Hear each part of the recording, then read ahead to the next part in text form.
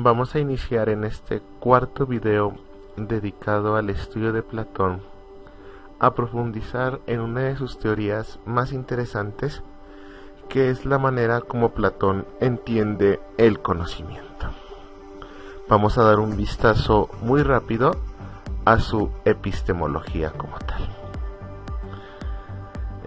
Lo primero que tendremos que decir es que Platón, al igual que su maestro Sócrates, está convencido de que la verdad sí existe, muy contrario a los sofistas que cuestionaban la validez de la verdad o proponían una multiplicidad de verdades.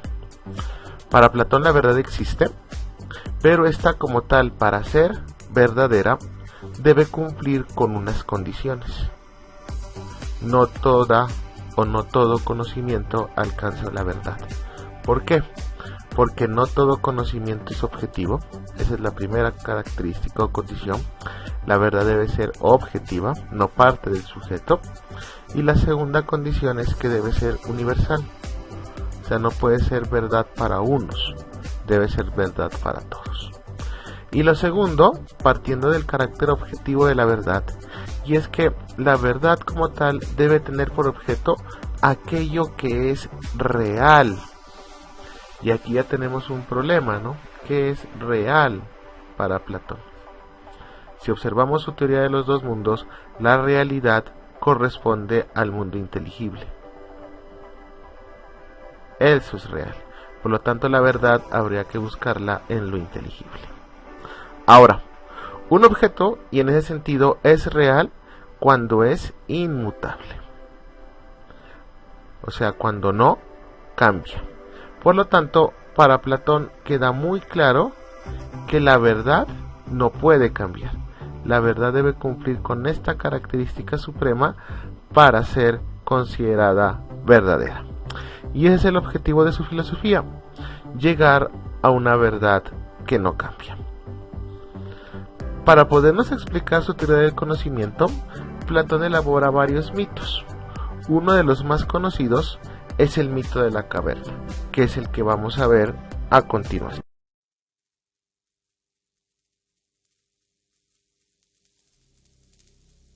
Imagina unos prisioneros que han pasado toda su vida encadenados en las profundidades de una caverna. Fueron encadenados de forma que no pudiesen ver nada detrás de ellos, y eran forzados a mirar solo a la pared de la caverna frente a ellos. Tras ellos ardía una fogata, y entre los prisioneros y el fuego había una pasarela. Ahora imagina que todo el día varios objetos pasan por esta pasarela. Animales y personas llevando objetos al mercado.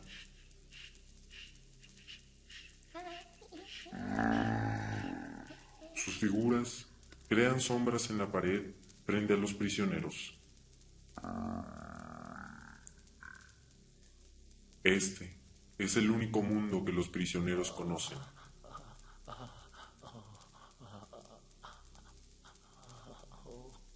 Las sombras de cada objeto que se cruzan.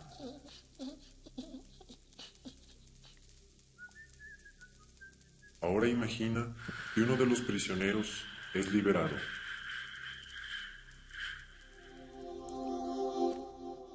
Al salir, quedaría cegado por la luz. El prisionero tendría por primera vez una experiencia con el mundo fuera de la caverna, en donde nada es como él imaginaba.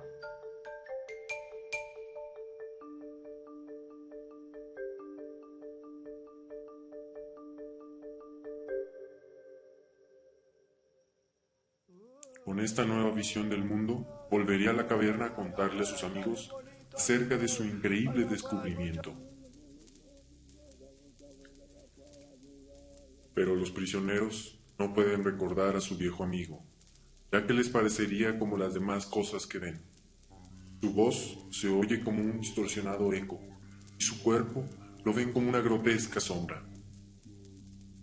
Ellos no pueden entender las grandiosas historias sobre el mundo fuera de la caverna. Para ellos, ese mundo nunca ha existido. Pero el hecho de que no crean no significa que el mundo fuera de la cueva no sea real.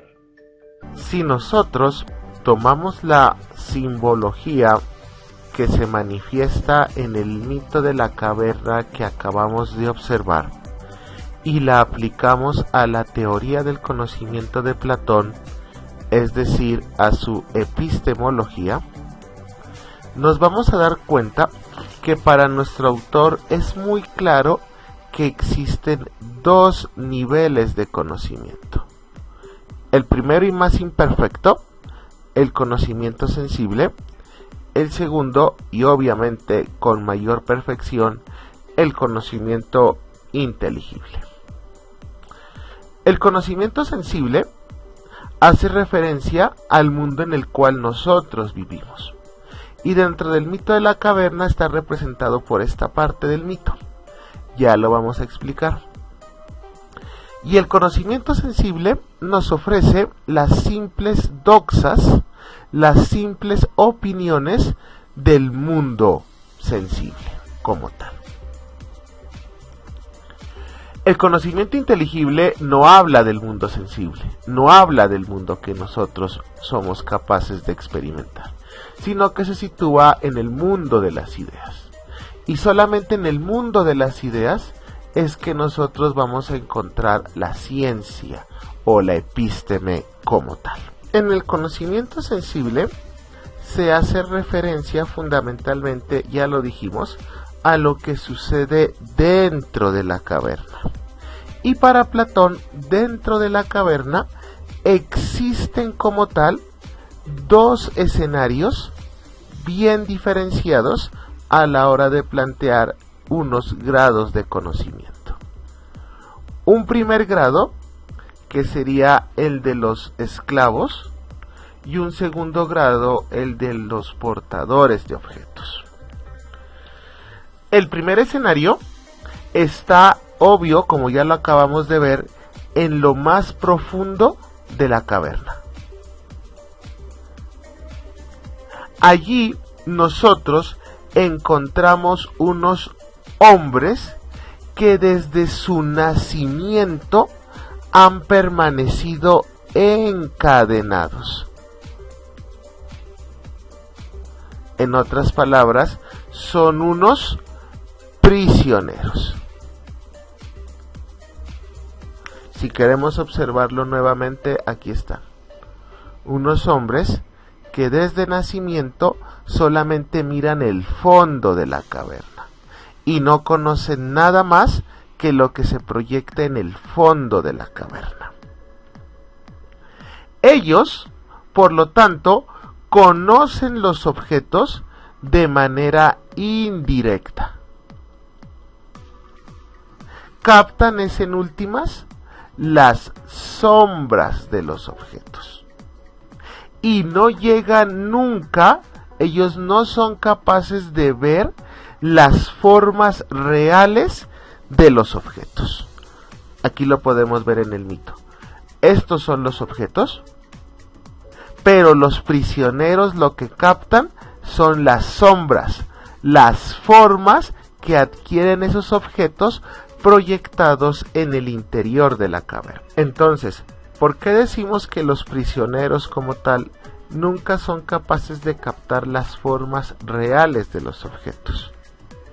Esto sucede así porque para el mito de la caverna y para Platón, una sombra nunca tendrá color, nunca tendrá peso, nunca tendrá como tal un volumen. Y por lo tanto, en la sombra nosotros nunca seremos capaces de conocer las propiedades físicas de las cosas. Conocer una sombra, piensa Platón, es por lo tanto conocer una ilusión que se proyecta en el fondo de la caverna. Y por lo tanto, el conocimiento que obtenemos de las sombras es un conocimiento ilusorio. El conocimiento dentro de la caverna consiste únicamente en distinguir una sombra de otra, pero no podemos identificar ni su color, ni su peso, ni su volumen. Nunca podremos conocer las propiedades físicas que determinan en últimas lo que un objeto es como tal. Primer escenario dentro del mito de la caverna son los esclavos que observan las sombras que se proyectan de los objetos. El segundo escenario, como tal, dentro de la caverna, no se olviden que estamos al interior de la caverna, está representado por los portadores de los objetos, y más en específico por los objetos como tal. El centro para Platón no está en los que llevan los objetos, sino en los objetos. Para Platón, los objetos que son fabricados representan como tal la realidad convencional. O sea, es el mundo que nosotros captamos a través de los sentidos. Y de ellos nosotros tenemos una impresión. ¿Por qué una impresión? Porque tenemos un contacto totalmente directo con el objeto. Sabemos lo que es el objeto, pero de una forma individual. Entonces, aquí tenemos ya dos elementos fundamentales a la hora de entender el conocimiento platónico. En el primer escenario, prima la imaginación, porque al no tener un contacto directo con el objeto y al captar las sombras, los esclavos imaginan lo que pueden ser esos objetos. En el segundo nivel, como tenemos una impresión directa del objeto, eso Platón lo va a llamar una creencia, porque sabemos lo que estamos llevando, el elemento fabricado, el cual estamos por. Ahora bien, como las cosas en este escenario se construyen de forma individual, ¿sí? Porque cada portador de objetos sabe lo que lleva él únicamente, esto no nos permite construir un conocimiento verdadero. ¿Por qué no nos permite construir un conocimiento verdadero? Pues porque estamos sometidos al cambio. Porque como todo cambia constantemente, el conocimiento que nosotros obtenemos de los objetos es totalmente relativo. Pues en este momento observamos este, después observamos este. Todos los objetos no siempre permanecen siendo los mismos. Entonces lo que yo sé de un objeto inmediatamente cambia cuando me refiero a otro. Y ese cambio de las percepciones particulares de los objetos dan origen al segundo grado del conocimiento, que es el de la creencia, que también recibe el nombre de pistis. La creencia es la certeza que tenemos de un objeto particular, sabiendo que éste no tiene una validez universal. Es así que para Platón, cuando nosotros hablemos del conocimiento sensible, deberemos reconocer que éste está compuesto por dos grados muy distintos del conocimiento. Uno, llamado conjeturas o eikasía, y es cuando nosotros captamos las sombras de los objetos. Y el segundo grado de conocimiento son las creencias o las pistis, que es cuando nosotros captamos el objeto. Las conjeturas, piensa Platón, es aquel grado de conocimiento en donde los hombres tienen únicamente imágenes o representaciones del mundo sensible, pero de manera indirecta. Por eso captamos la sombra, porque no vemos el objeto directamente. Solamente captamos es su manifestación. Según Platón, las conjeturas, por lo tanto, son un conocimiento que surge de las sombras o de los reflejos que nosotros tenemos de las cosas como tal. Por ejemplo, estamos en clase y escuchamos nosotros una sirena. Nuestro conocimiento no es directo, estamos únicamente escuchando, pero no mirando cuál es la fuente que origina ese sonido. Y de inmediato nosotros podemos establecer muchas conjeturas. ¿Qué es un carro de policía? ¿Qué es una ambulancia? ¿Qué son los bomberos? ¿Qué es la alarma de evacuación?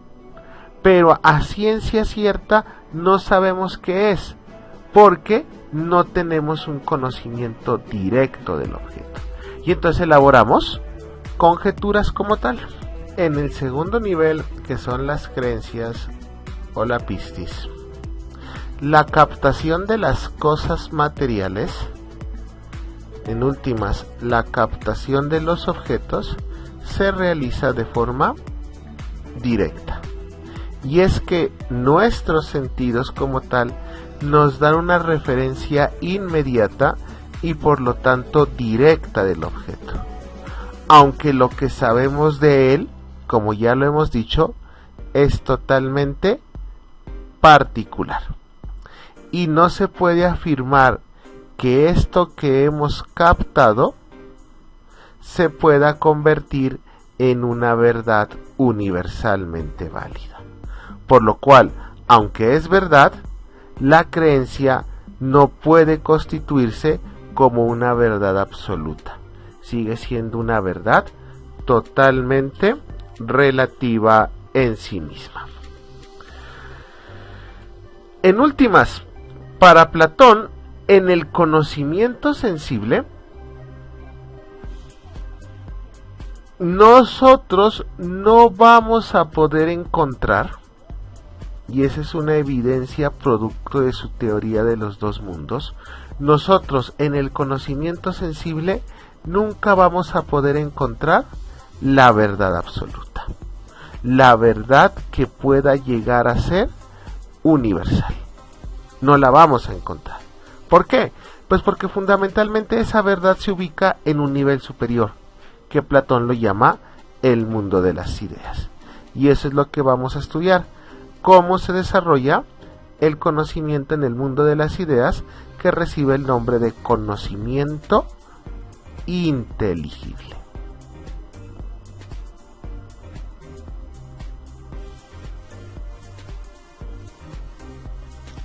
En la segunda parte como tal del mito de la caverna, Platón nos muestra cómo uno de los prisioneros, uno de aquellos esclavos que se encontraba atados de nacimiento en el fondo de la caverna, es capaz de desatarse. Debido al tiempo que lleva atado, sus músculos se encuentran totalmente entumecidos, lo cual obviamente hará muy dificultosa, le va a ser muy difícil ponerse de pie y caminar. Pero poco a poco, como lo podemos ver en la imagen, este esclavo comienza a subir por un sendero que existe en el interior de la caverna.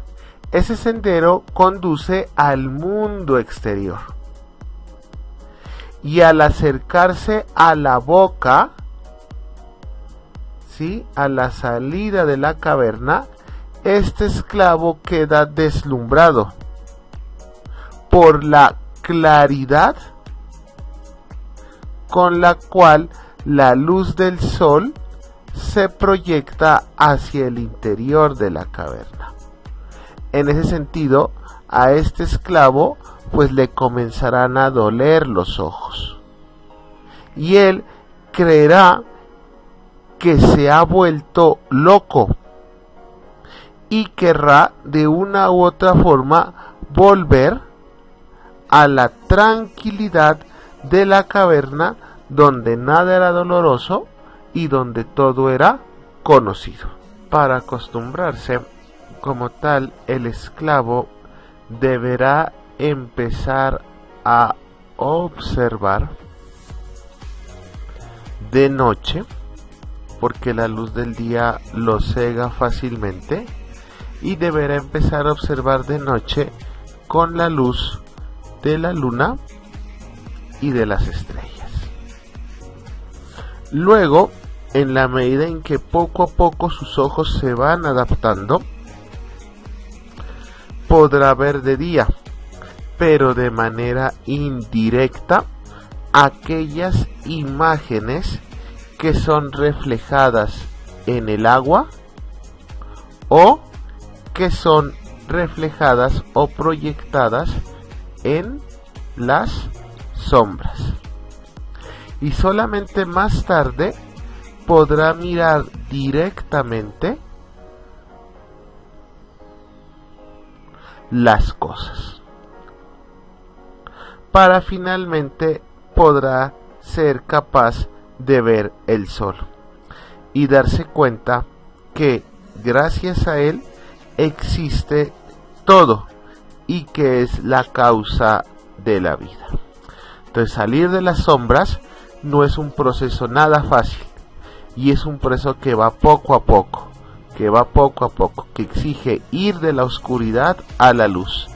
Pero cuando el hombre encuentra la luz, se da cuenta la verdadera realidad del mundo y cómo lo que observaba al interior de la caverna es una simple ilusión. Con el anterior relato, Platón expone los 2 grados del conocimiento inteligible, que son como tal el razonamiento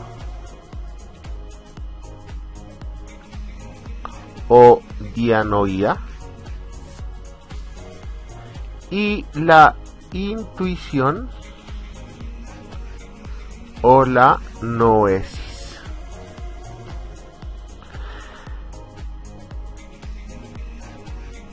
El razonamiento dentro del mito de la caverna es cuando el esclavo sale de la caverna y puede percibir las cosas. Y la intuición es cuando el esclavo puede mirar el sol como tal. Por lo tanto, en el conocimiento inteligible encontramos el razonamiento,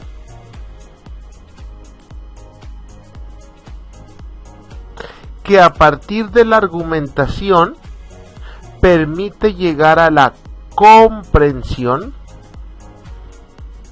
de las verdades matemáticas.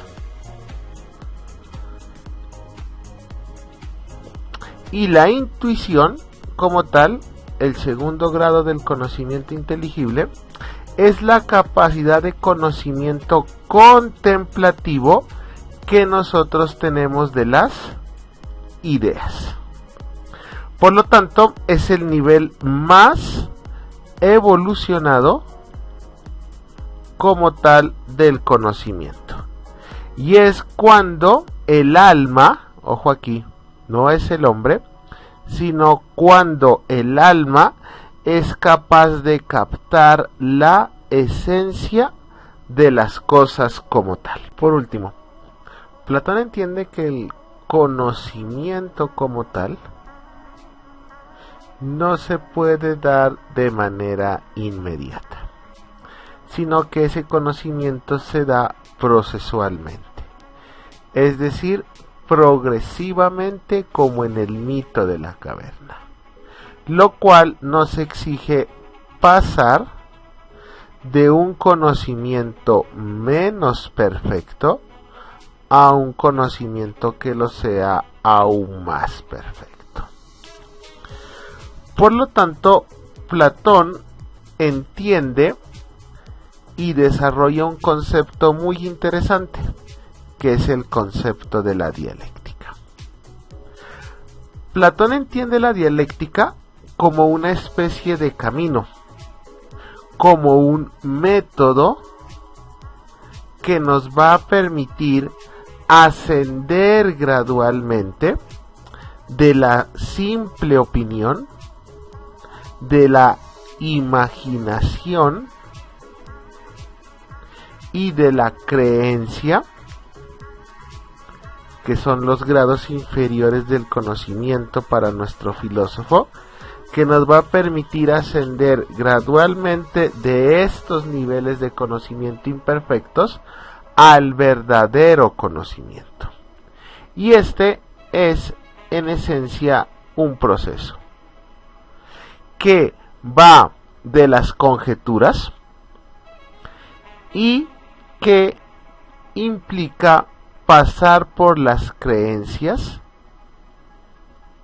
llegar a los razonamientos y por último situarnos en el nivel de la intuición, el cual para Platón la intuición es el último y el más perfecto grado como tal del conocimiento.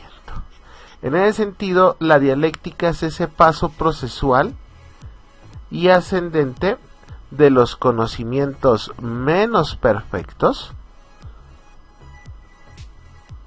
a los conocimientos más perfectos como tal.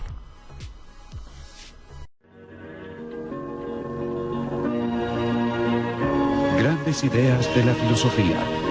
Teoría del conocimiento.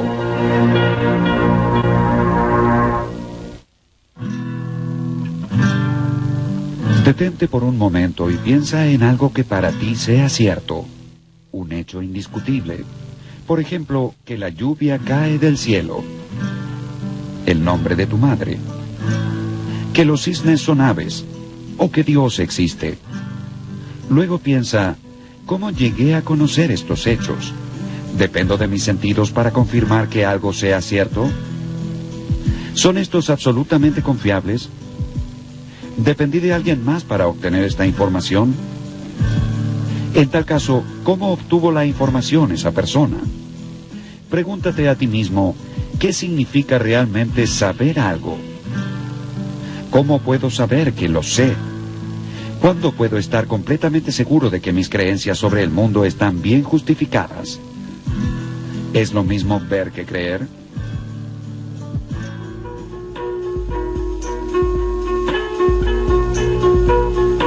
El origen de la búsqueda humana para definir qué sabemos y cómo lo sabemos se remonta a la época de los filósofos clásicos griegos. En la República, Platón estudió cómo llevar adelante una buena vida. Y fue esta pregunta aparentemente sencilla la que lo llevó a explorar las bases verdaderas del conocimiento. La República también contiene la famosa alegoría de la línea de Platón. Allí sostuvo que el conocimiento puede representarse por un segmento vertical dividido en dos partes desiguales, cada una de las cuales está a su vez compuesta por otras dos de tamaño también desigual. La parte inferior del segmento vertical corresponde a los conocimientos que la mente recibe por la sensación, es decir, opiniones o creencias. El ámbito de los sentidos se divide nuevamente en la percepción de los objetos visibles de este mundo por un lado y la imagen y el reflejo de dichos objetos por el otro. Como meras copias de lo que existe, las imágenes y las percepciones conforman el nivel más bajo del conocimiento. La parte superior del segmento vertical representa el mundo inteligible, el mundo de lo que Platón denominaba las ideas o las formas, la verdadera esencia de la realidad. A este mundo no se puede acceder a través de los sentidos, sino solamente por medio de la razón. Aquí se presenta otra división del conocimiento, entre el conocimiento provisorio o incompleto por un lado y el conocimiento completo de las formas por el otro. El episteme, conocimiento verdadero, solo puede producirse en el nivel más alto, donde lo verdadero y lo real son una misma cosa.